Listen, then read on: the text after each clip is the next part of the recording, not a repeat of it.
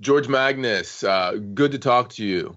You are the research associate at the China Center at Oxford University, so you know a lot about China. And I've talked to you many times in the past. I'm really looking forward to having you back on the Real Vision platform, especially because today is a day where stock markets are up. China is one leading the charge in the aftermath of the July 4th celebration here in the U.S., right before markets open. And all seems to be well. Is all well with China and everything that you're seeing? Well, good to talk to you, Ed. I suppose it's all relative. I mean, compared with where China was just a few months ago, it does look good. I mean, the stock market has been one of the top performers this year. Had a great day today, as you said. And I suppose in many ways there are two things just to kind of kick off our discussion, really. I mean, the first is that, the economy is coming back, reasonably well. I mean, not uniformly or ubiquitously well, but production is up to, beyond levels that we had in Chinese New Year in January. Demand is recovering, not quite as rapidly, but is not doing too badly. Service industries, which were particularly badly hit, travel, tourism, recreation, culture, these kinds of things. I think this is all very familiar now. Some of that is coming back a bit. But of course, the People's Bank of China has also been, quite generous in terms of liquidity provision.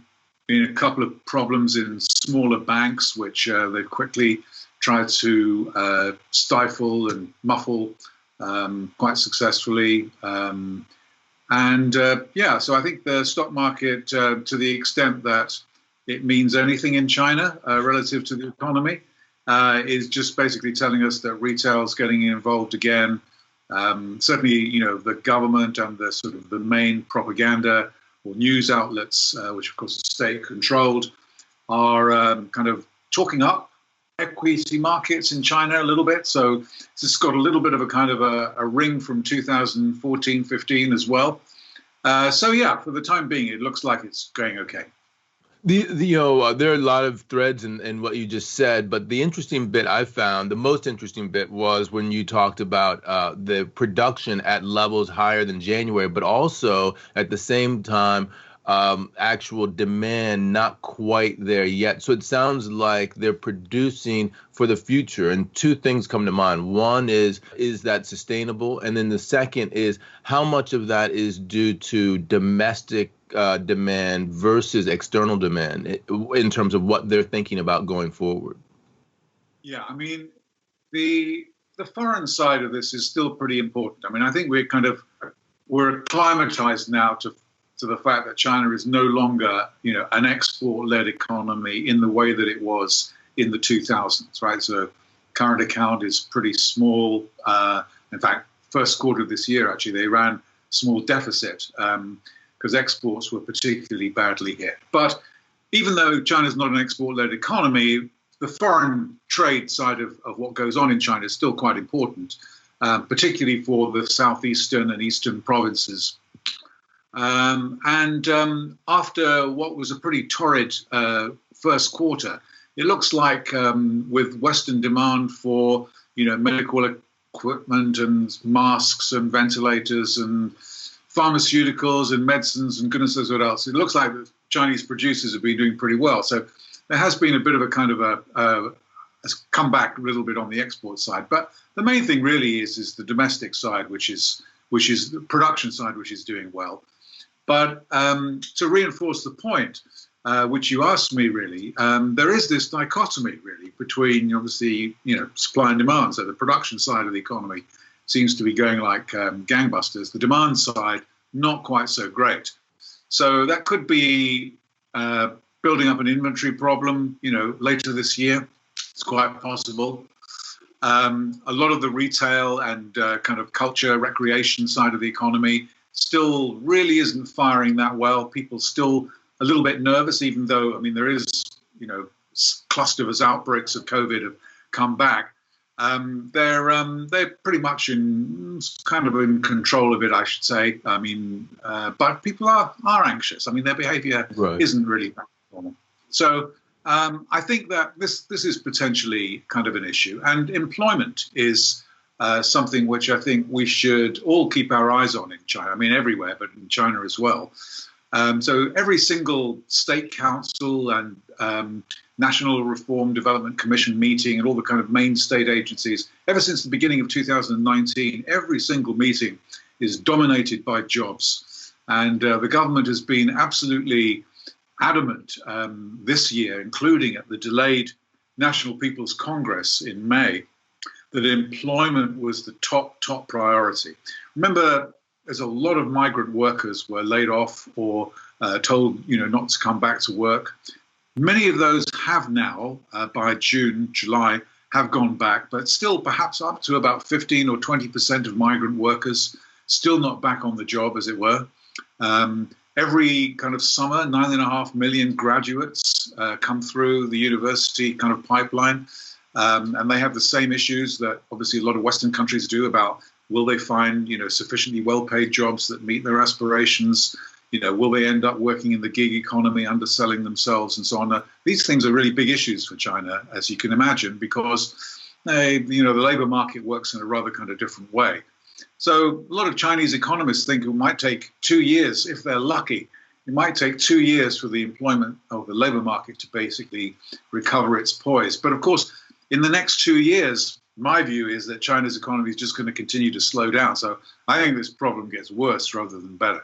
Right. Hanging over all of that, actually, as you say that, is the two things, the virus, obviously, and the political situation. I don't know which one's more important, which one we should go into first, but the sort of overall thought I had as you were talking about the economy and you were talking about tourism and a bunch of other things, I thought to myself, China is a really big country. And just like the United States, really to a certain degree, they can create a moat to themselves.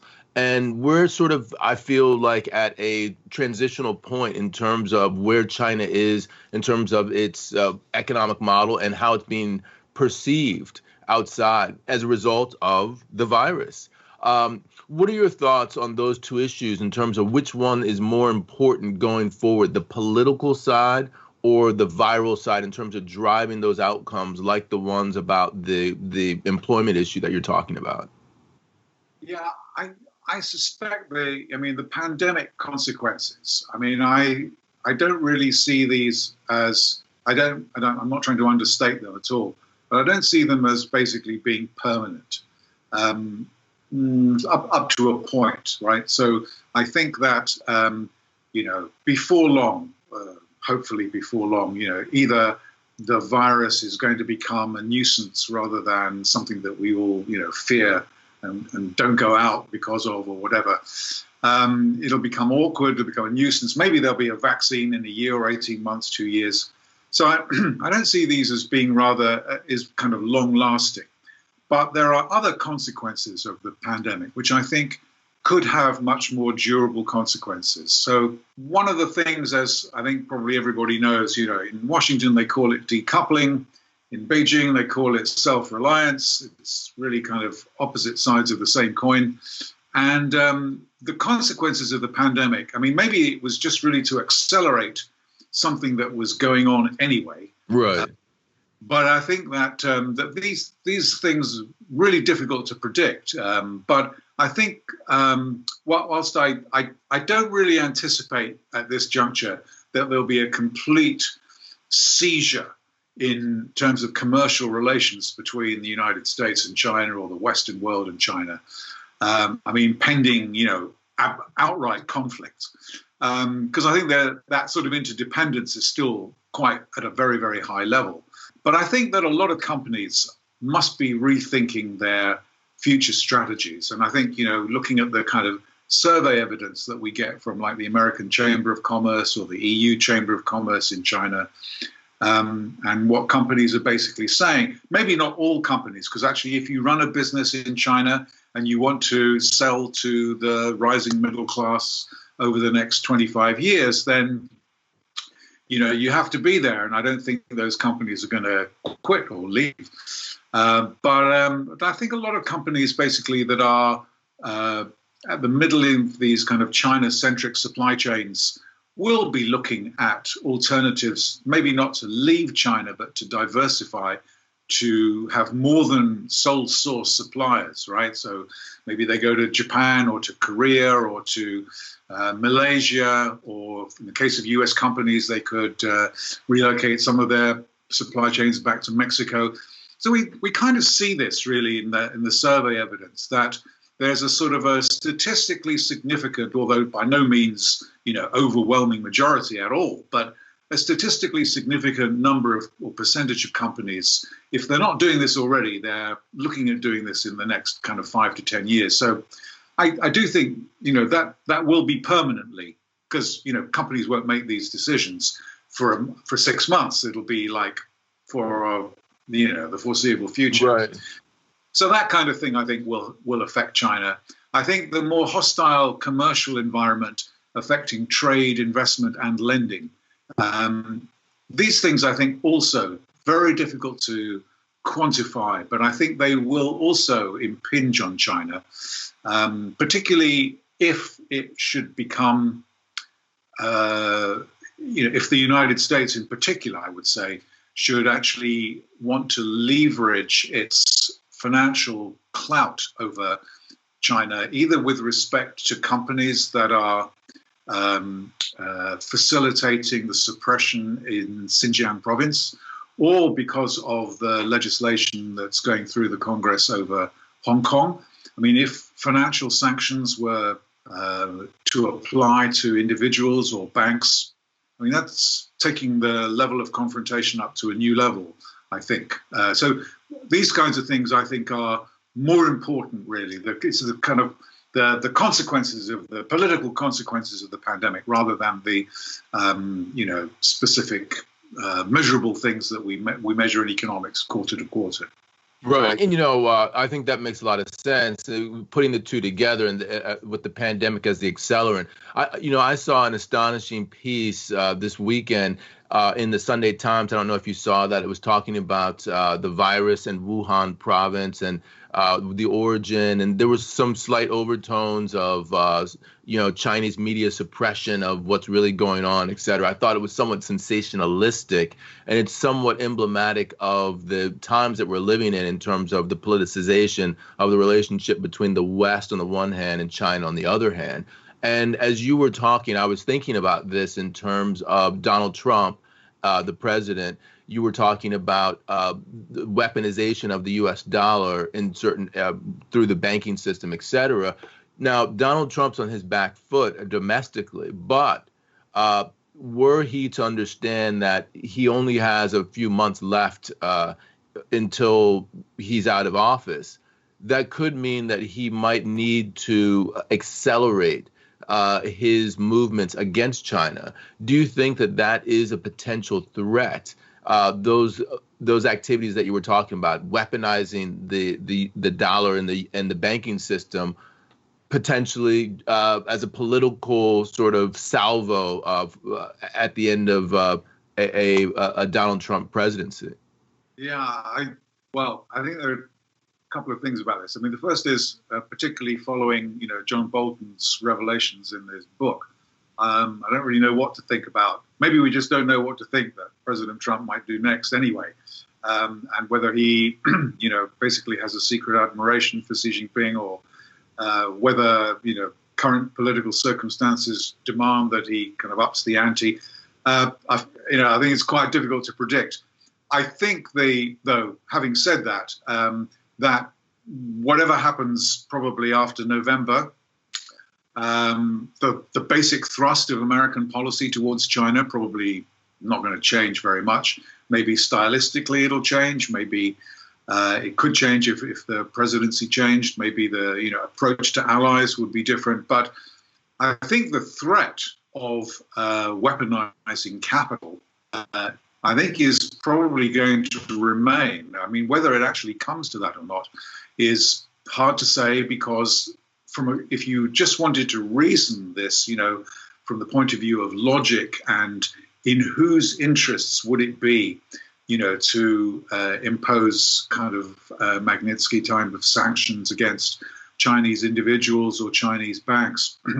I mean, it's different when you do it with, if it was ever, an issue, I can remember in the old Soviet Union, and certainly with Russia today, it's not an issue because Russia is simply just not, a big enough economic power and doesn't really matter that much, relatively speaking. But China is. And so the question is, who would be the winner and who would be the loser? I mean, probably everybody would lose, because if you started to sanction banks in Hong Kong, for example, or restrict their access to US dollars, or for exchanging US dollars for Hong Kong dollars or what have you, I don't think that could be restricted to just Chinese institutions. I think it would have dynamic financial market consequences in which American banks and other foreign banks would become drawn in as well. So it's difficult to tell how, where would that end? And, does anybody really want to? It's the sort of the nuclear button in finance, isn't it, to do that? So is it something that has appeal from a political point of view? Absolutely, because that would really make that would hurt China in a way in which a few tariffs, can be basically brushed off as being, political pique, but really nothing that's really going to sort of destabilize the Chinese economy. But finance or restricting access to US dollars would have a dramatic effect. And how much of that do you think this whole concept of potentially hurting China is based upon human rights in areas like the Uyghurs and Hong Kong, and how much of it is a competitive situation where the United States has now become it's become obvious that China is a player on the global stage, and the U.S. is worried? Yeah, well, these two things have become, I think, not necessarily constructively conflated, right? So the idea about linking sanctions against China or penalties to human rights and or to the national security law in Hong Kong. Of course, and Congress has basically, stepped up to take the lead in terms of legislating in both cases, subject to reviews and presidential approval and so on. I think, we should look at that, in one kind of corner, as it were, in the blue corner on its own. I don't think that it's a good idea. I mean, my view is that it's not a good idea for the United States or anybody else to basically look at sanctions in, from the same point of view, from a commercial point of view, because we might not like the idea that Huawei is a world leader in, 5G telecommunications infrastructure. We should basically redouble our efforts to make sure that we're good at that too, if not better, rather than use sanctions, because I think that would be, it's not a good message for us, internally, let alone externally, and actually doesn't improve our relative standing or our comparative advantage. So I think we have to do both. I think we have to be very conscious of things that we think are important, from our point of view of values, standards, beliefs, governance criteria, and so on, and act accordingly. And I think where we feel that, unfair advantage is being exploited by Chinese companies, I think we have a right to, combat that in some way, or certainly to demand reciprocity with China. So, if you do this, we'll do this, and so on. But actually, none of that should obfuscate from serious attempts that we must make, I think, to bring our technology and educational systems and economic systems, up to scratch, and to be able to make sure that we can perform top of our ability. Well, the latest that I heard in terms of the Huawei fiasco, if you will, is the UK is looking to strip Huawei out of UK networks by the end of the year. I think this is what I'm understanding with regard to the UK government's plans going forward. What's the latest in the UK about Huawei? How much of it is a Five Eyes driven policy? How much of it is a US driven policy? Well, whilst it was just a US-driven policy, the British government under Prime Minister Boris Johnson, I mean, they actually took a decision to basically open up the telecommunications or the 5G rollout to, at least in part, to Huawei. I mean, they imposed a kind of a cap on it. I mean, I don't really get the kind of the technical bits of this greatly, but it was limited involvement, is the way they put it, up to about a third, and then other companies the rest, and so on. But this is a more recent shift. I mean, we are expecting a decision on this quite soon. And today, in fact, one of the former heads of MI6, intelligence agency, Sir John Sawyers, basically wrote a kind of an opinion piece in the Financial Times, essentially anticipating this reversal of policy and arguing why it's justified. I mean, he previously, having been a supporter of the government's policy, but so, I mean, to be honest, we can argue now about whether the intelligence community in the United Kingdom was, or leading members of it were right or wrong to basically think that so much has changed in China in the last 6 months. I mean, my view is nothing much has changed. It might have gotten worse, but we knew what it was like before. But be that as it may, I mean, there clearly is a shift going on, which I think is a product really of not specifically. I mean, I'm sure that behind the scenes, US officials have been badgering their UK counterparts to, toe the line, et cetera, but I think what's really happened is a kind of a deeper appreciation on the part of the British government and by its own lawmakers in the British Parliament, who are almost, by a large majority in favor of a tougher line on China now. But I mean, it's been conditioned really by the whole pandemic experience, WHO experience, Hong Kong.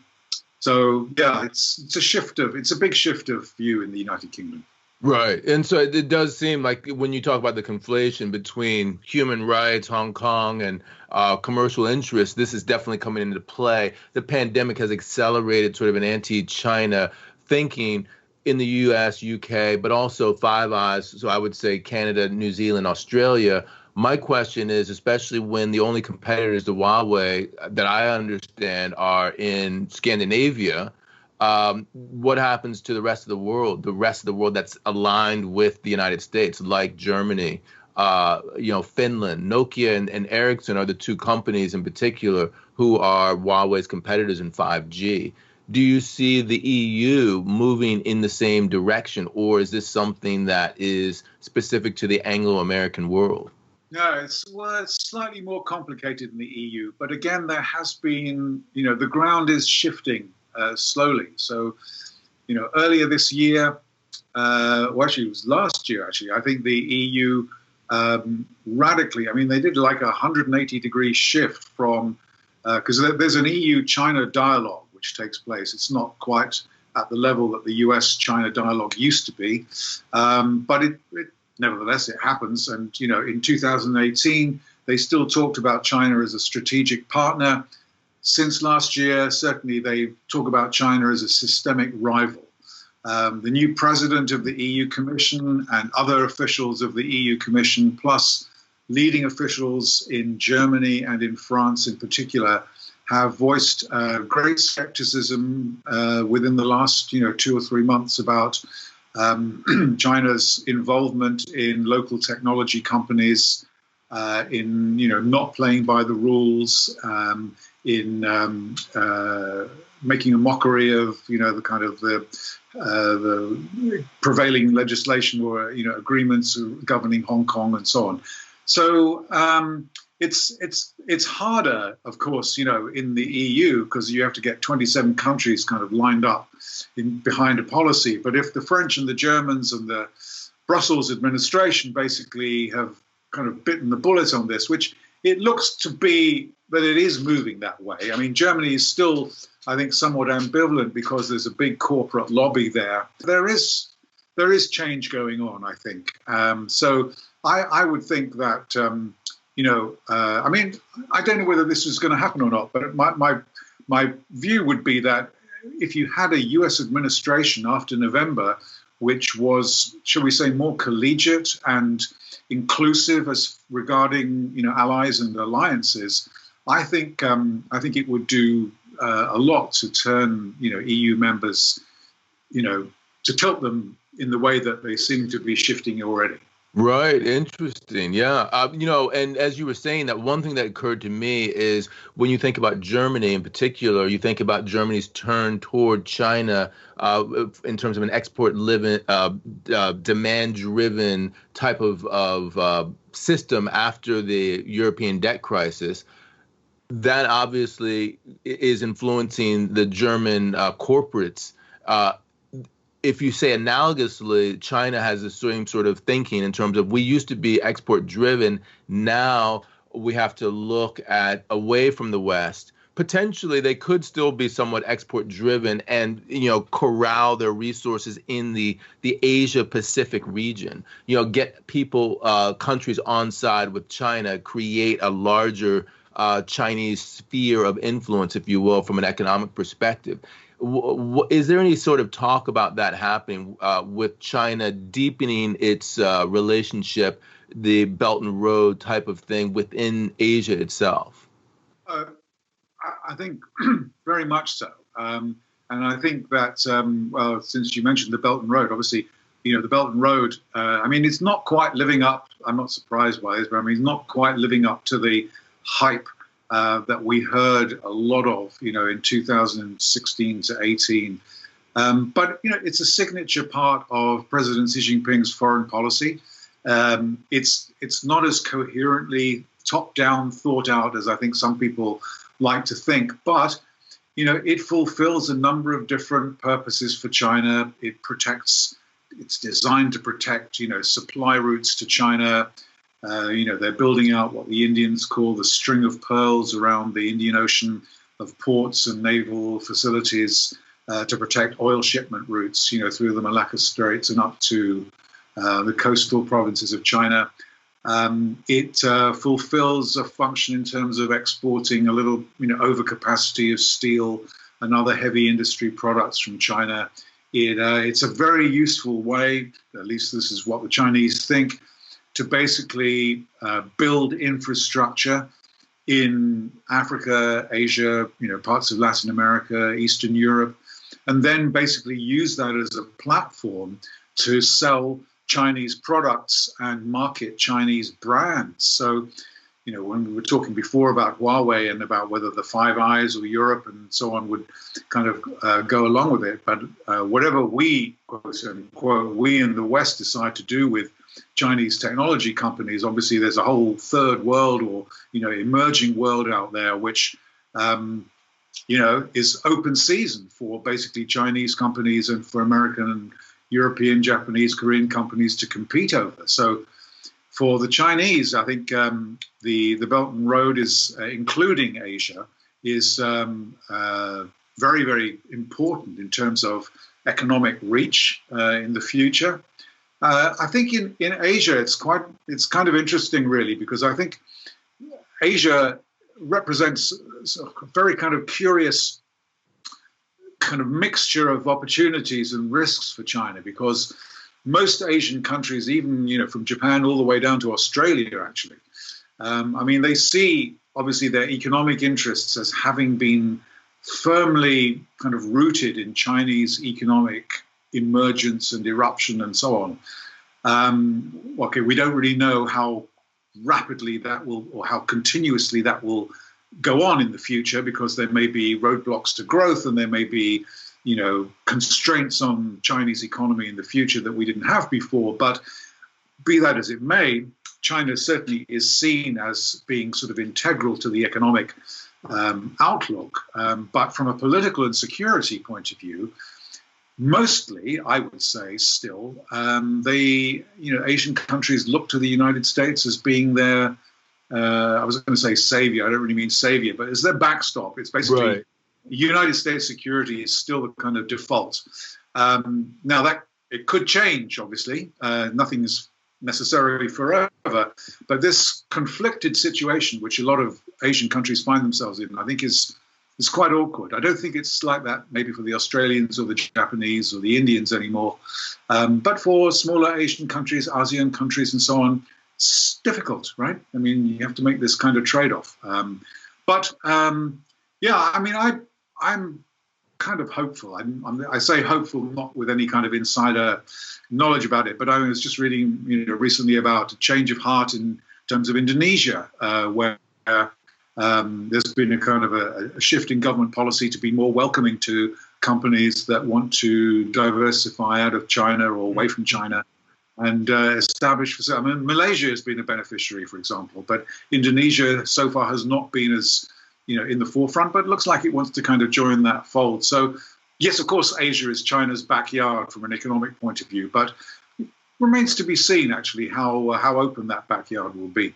Interesting. And, immediately I think about the Chinese domestic economy from there. If it's not immediately obvious that they're going to benefit from a larger Asia Pacific type of strategy, then obviously it's the domestic side. And you were talking about the domestic side. I think that the thing that comes to mind for me is you were talking about a continued slowing of the domestic economy.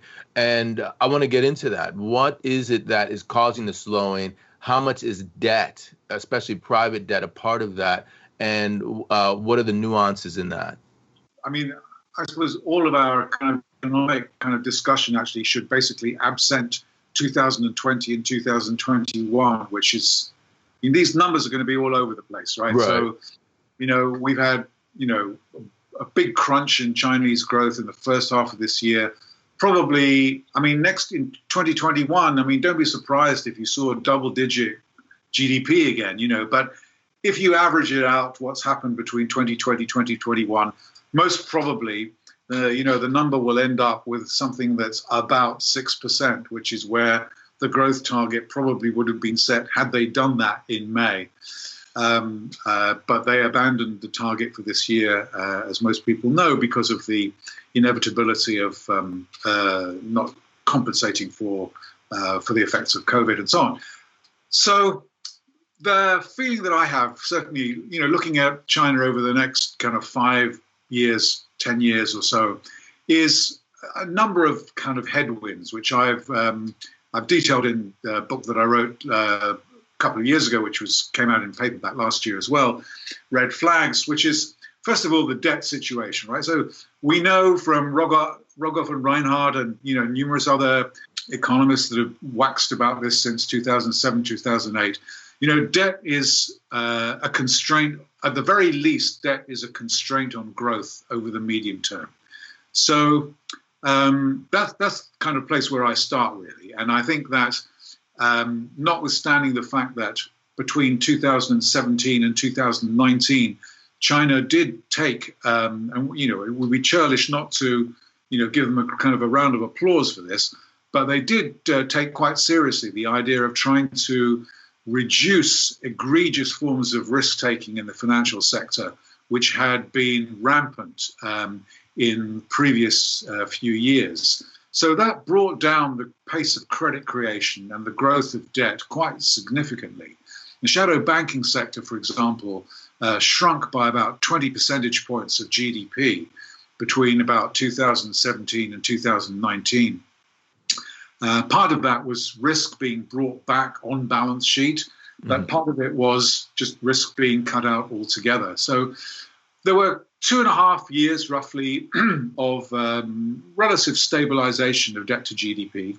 But since the end of last year, and certainly during the first half of 2020, it's kind of gone, if it's not a moonshot, then it's risen again quite rapidly. So if you look at the broadest measures of aggregate financing, as they call it in China, to May, the rate of growth over the last 6 months was about 14% per annum. Over the last 6 months, about 18% per annum. So now you're talking about credit growing at high double-digit number again, and GDP growing at low single-digit. So obviously the debt ratios are going to get worse. The funding problems that a lot of smaller banks, there are about 4,000 small banks in China, many of which have quite seriously stretched funding situations, very reliant on overnight funding, short-term funding. About 6 or 7 banks had to be rescued or taken over last year. This year, we've had at least 4 banks that have had a run on their deposits, which have had to be stabilized by local authorities. So, yeah, I think the financial system is still vulnerable, although not necessarily, Lehman inclined, because no major banks are going to be allowed to go bust. It will take a long time, I think, for China to get control over indebtedness. And I think if it doesn't, then it's going to retard the rebalancing of the economy, and it will continue to lean on growth in a very, very material way. Right. It's not the only constraint, but it's one of the most urgent ones. Yeah. And, as you were saying that, I just thought about the Minsky moment, because I think that you're very much responsible for making that term a catchphrase for the Lehman crisis. And as you were saying, you were talking about Lehman, I was thinking to myself about contingent liabilities. That is that, one of the reasons that Lehman happened is because the United States decided, actually, Lehman is not a contingent liability of the United States government. We're going to let it fail. And then we saw what the consequences were. How much of what's going on in these banks that you were talking about, and also with regard to private debt in China, would you consider to be contingent liabilities of the Chinese central government? Well, I mean, you could say the entire banking system is a contingent liability, because pretty much all the banks are state-owned. So in that sense, to the extent that the government or local governments are called upon to rescue banks, take on their liabilities as part of a merger, or basically hive off some of the assets into so-called asset management companies, which are also state agencies. The whole thing is a contingent liability. And obviously, because of the accounting regulations, which the Chinese government is in control of, they can extend and pretend and evergreen, loans and liabilities, for quite a long time. But sooner or later, and I think, one of the arch proponents and gurus of the Chinese financial system is an economist that I'm sure everybody's heard of, called Michael Pettis, who teaches at Peking University. He always says, somebody always has to pay for debt. You can't just pretend it doesn't exist. So whether the government's balance sheet deteriorates as a consequence of this, and taxes have to go up in the medium term, or whether we get just extended period of financial repression and low interest rates for households, or corporations basically have to end up shouldering some of the burden of adjustment. Eventually somebody pays for it, and it's a constraint on the capacity of the economy to grow. And maybe in the end, you get, I know it's not very fashionable to look at inflation anywhere, but I'm kind of one of the band of brothers and sisters really that think that actually we may be actually on the cusp of a kind of when I say a new dawn of inflation, I don't want to be overly alarmist, but monetary financing plus supply choke points are kind of a good recipe for a different kind of inflation environment in the next 10 years. So it could be that in China too that this comes about as well. So, and as you were saying that, I was thinking to myself that the corollary of what you're saying is basically growth has to slow down over time. If they want to get the situation under control from a debt perspective, and there's contingent liabilities, and you socialize the losses, however you do it, as Michael Pettis would say, then that means growth slows. And if you look at 2008 to 2010, the United States and the rest of the world was very much dependent on Chinese growth to move forward. So if Chinese growth is slowing down, and we have a pandemic that's happening right now amidst what I would say is aggressive monetary stimulus, where does that leave the rest of the world in terms of where it's going to get its growth from? Yeah, well, yeah, I was being a bit slightly skeptical about this view that we. It's one of those things. It's become a little bit like, after the night the sun shines. So we know that sort of night follows day, day follows night, and the consensus has kind of grown up that we've all become dependent on Chinese growth. But actually, if you think about China, that has for years been running current account surpluses, by definition, that dependence, China may have accounted for numerically a very high proportion of global growth. But to the extent that it runs current account surpluses rather than deficits, it's actually not a huge contributor to the dynamism of growth in the rest of the world. In that sense, America's current account deficits actually do more, because other countries have the opportunity to export more than they import. So, okay, that may be quibbling a little bit, but yes, I think the point is that if you've been a commodity producer, if you an Australian coal producer or a Chilean, copper producer, or if you happen to be, at the sharp end of supplying the Chinese economy with badly needed products, raw materials or intermediate goods or capital goods, then if you're now looking at a China that's going to grow at, I don't know, should we say over the next 10 years by 3 or 4% per annum rather than 6 or 7%, that's a very different environment. And the same goes for the kind of supply chain operations in China, where a lot of China's kind of inputs of kind of semi-manufacturers that are assembled in China and then re-exported basically will be affected by just the lower kind of tone of growth in the world. We can already see this in the kind of world trade situation. So for 35 years, world trade grew twice as fast as GDP up until about 2008. And then from 2008 until the pandemic, it was kind of more or less in line with GDP. Now we've got a situation where, it's not just that world trade is under pressure from, weaker economic growth and lower productivity, but also because trade restrictions, trade war, who knows where this is going, once phase one is out of the way and so on. So these things will make for a much more constrained kind of commercial environment.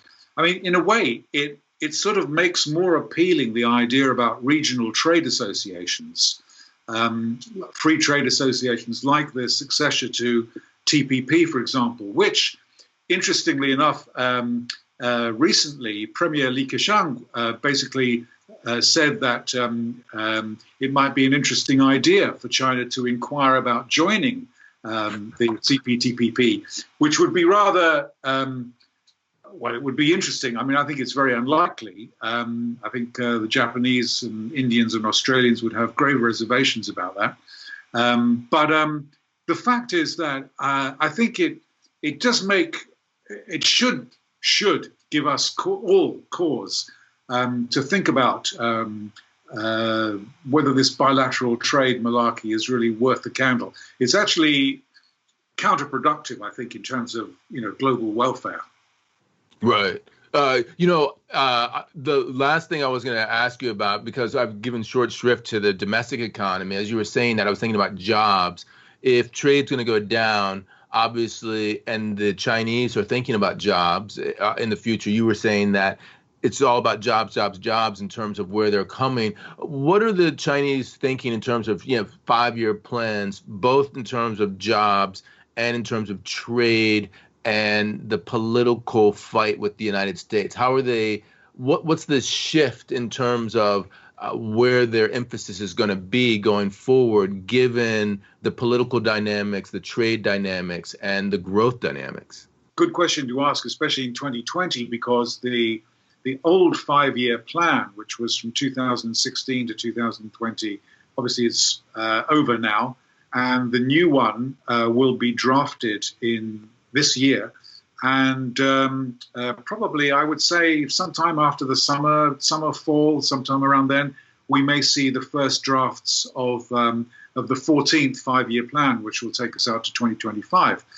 Now, we already know a little bit about how China thinks about its future. So many people will remember there used to be a lot of rhetoric about a strategy called Made in China 2025, which interestingly enough has not featured in any official rhetoric or newspaper that I've seen or read in China ever since the trade war began. I think because Beijing knows that it's like a red rag to an American bull to talk about Made in China 2025. But for those that don't know or don't remember, Made in China 2025 basically lists 10 sectors in which China wants advanced technology sectors, including electric vehicles and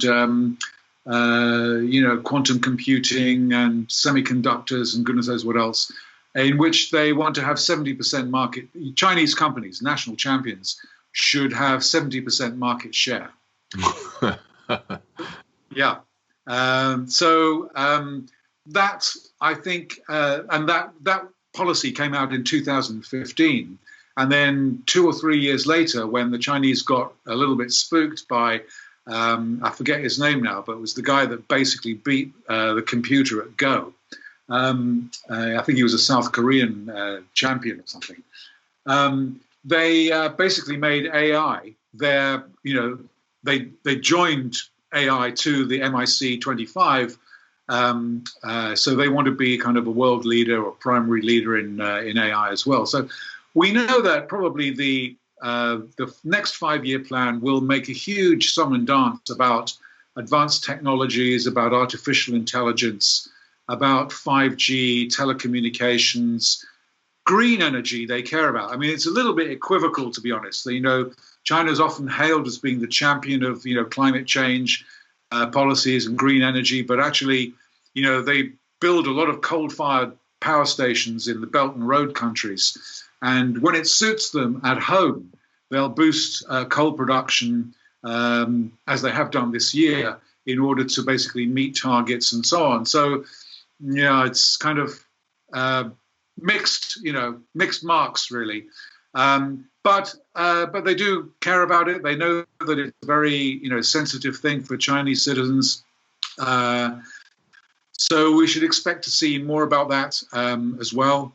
And I think that my guess is that the 14th 5-year plan will probably, whether it says so in so many words or not, I don't really know, but I'm sure that the emphasis on policies of self-reliance will be quite strong, including for, in particular, semiconductors. I mean, semiconductors is like the oil of the 21st century, right? I mean, you can't do anything in technology without having sophisticated, high-end semiconductor capacity, which China has had a kind of a policy about for like 20 years, but they still haven't really made as much progress as I think they hoped they would have done, and are still reliant for about 40 or 45% of their value semiconductor imports from American, Korean, Taiwanese companies. So whether they can break that logjam in the next 5 years, different science and tech people have different views about. But they've been trying for 15 years or so and hasn't really worked for them properly yet. And some people think it might still be a struggle. But that's the kind of thing we should expect to see. We can do it ourselves. We don't need to rely on the Americans anymore. That makes a lot of sense.